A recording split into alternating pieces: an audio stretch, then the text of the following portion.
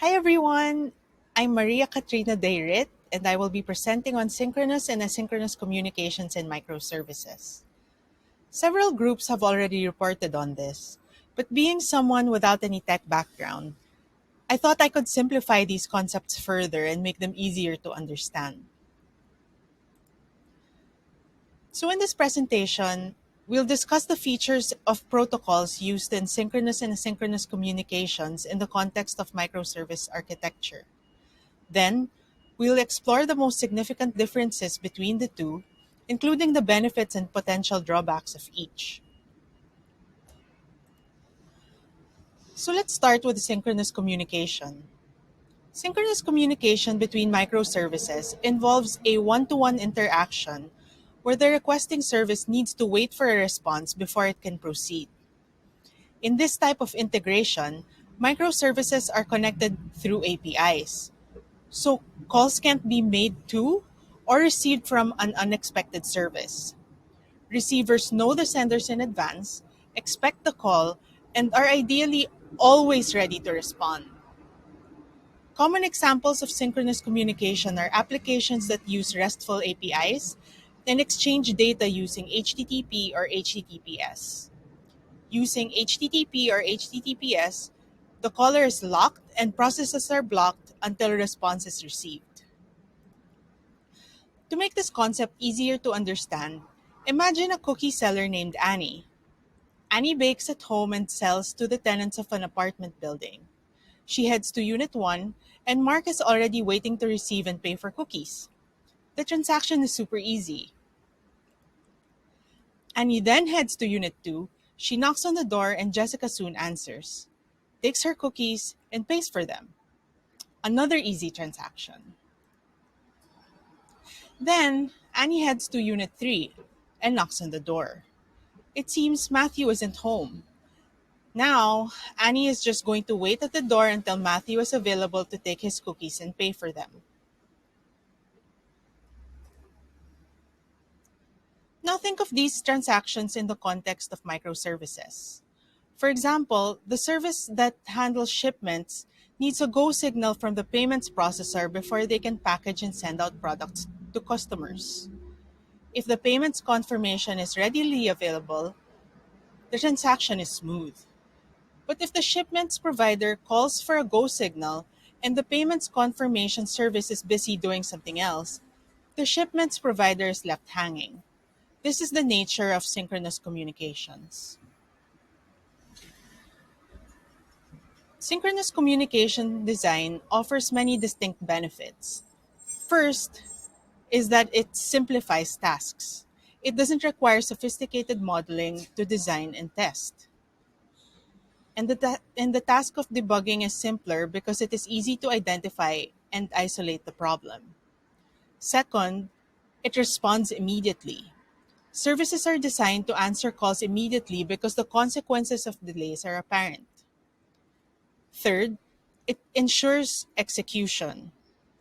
Designing microservice interactions to respond immediately has the additional benefit of guaranteeing that calls are executed because the caller waits for the response.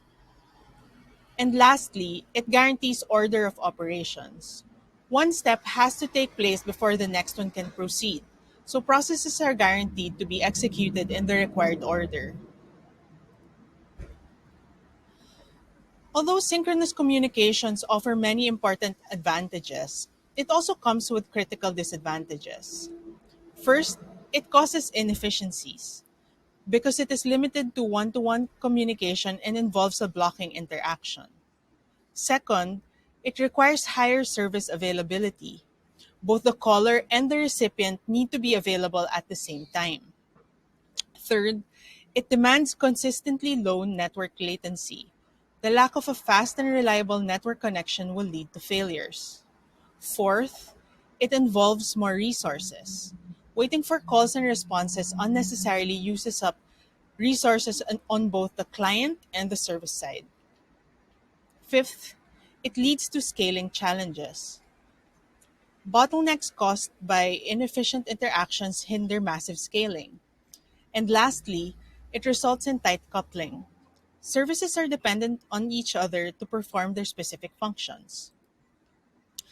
To address the disadvantages of synchronous communication, it helps to design systems with resilience traits. For example, an application can be programmed to repeat a call in case the first one fails. If the failure persists, it can trigger a short circuit which responds appropriately to the unavailability of functionality or service. With asynchronous communication, Service A need not wait for a response from Service B before moving on to other tasks. This type of communication most commonly involves the Advanced Messaging Queuing Protocol or AMQP. Tools such as RabbitMQ and Apache Kafka serve as message brokers or event buses, which ensure the secure and consistent delivery of calls between services. There are two types of asynchronous communication between microservices. The first is the message queuing model, which involves one sender and a single receiver. But unlike synchronous interactions, communications need not happen in real time. A message broker places calls into a queue and serves them upon request. Service A can send its call on its own time, and Service B can receive it when it is available to do so. The second is the publish subscribe model, which can have many recipients or none at all. A message bus is employed so that services can subscribe to certain calls. When a call is placed, the message bus notifies all relevant subscribers. Therefore, neither callers nor subscribers need to wait. Service A can spew out calls and move on to other tasks without having to know if the calls are being received. Neither does it need to know about the other services receiving and executing on its calls.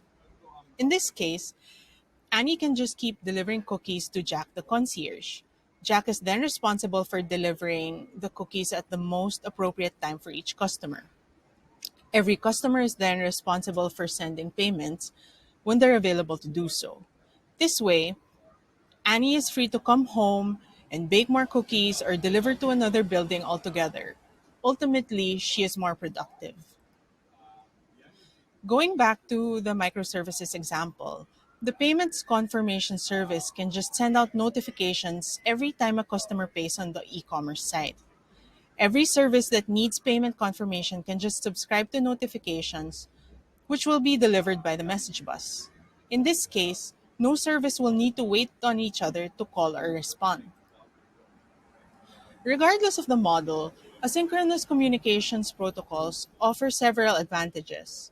First, it improves efficiency because multiple receivers can subscribe to messages or events, which can be sent and received asynchronously.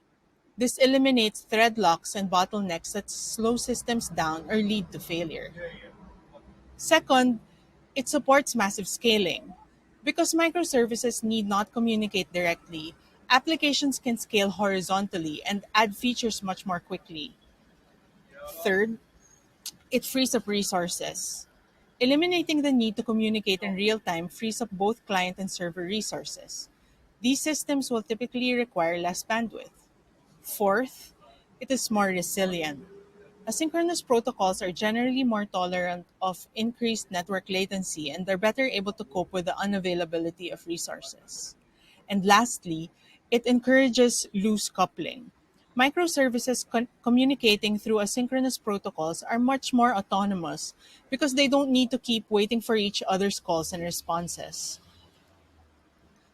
Despite its more efficient nature, asynchronous communication also comes with a few disadvantages. First, it is more complex. Systems using asynchronous protocols are harder to set up and manage.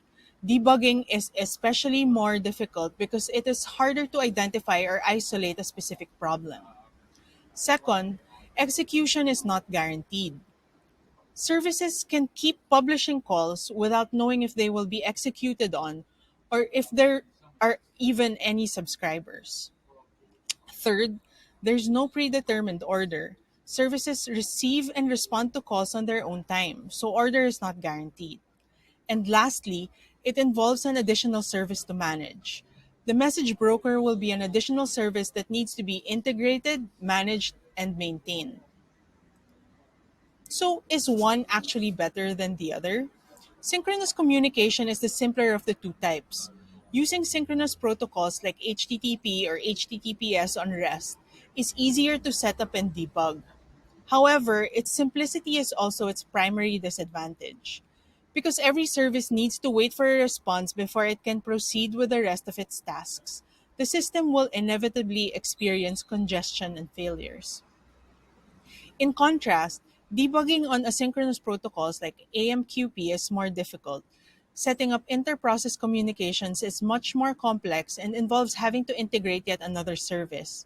Even so, asynchronous protocols enforce autonomy, which is ideal for a microservice-based system to be efficient.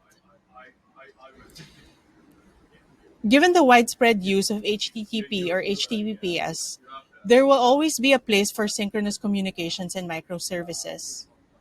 However, asynchronous communications protocols are arguably better in many types of interactions. The publish subscribe model is especially ideal because it supports communications between one to many services. Because of this, systems can scale horizontally, making systems more dynamic, efficient, and reliable. Thanks, and I hope you enjoyed this presentation. These are my references and another page of references. Thank you.